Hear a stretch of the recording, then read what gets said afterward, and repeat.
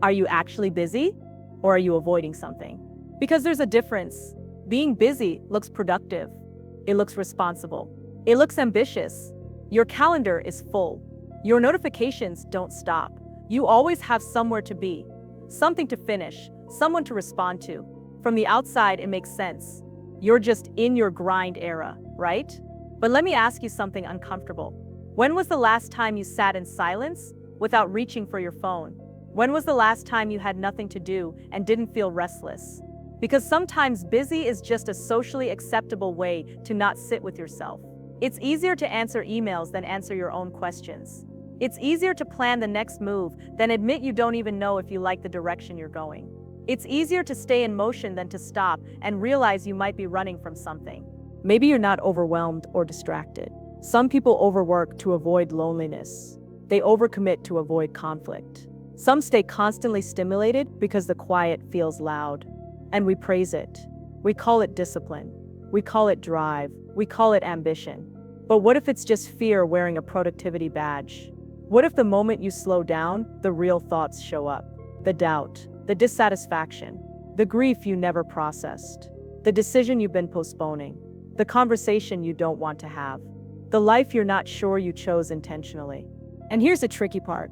Avoidance doesn't always look like procrastination. Sometimes it looks like overachievement.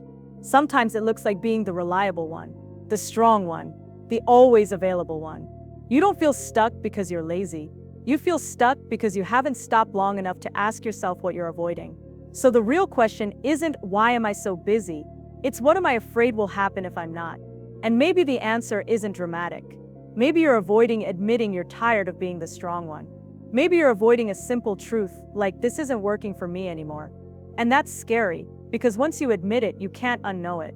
Once you slow down long enough to hear yourself clearly, you might have to change something. And change feels riskier than staying busy. So maybe this isn't about canceling your schedule or disappearing for a week. Maybe it's just about asking yourself honestly what fills your calendar and what drains your spirit. And it's about noticing when you reach for noise the second things get quiet. Because if you can sit with yourself without panicking, if you can be still without feeling like you're falling behind, then you'll know you're busy by choice, not by escape. And that's a very different kind of life to live. And if you do realize you've been avoiding something, don't panic. That doesn't make you weak. It makes you human. We all run from things that feel too heavy to face. The point isn't to judge yourself for it. The point is to gently turn around and look at it, even for a second. Because the thing you're avoiding is usually the doorway to the version of you that feels lighter, clearer, and more honest. Lindsay loves you.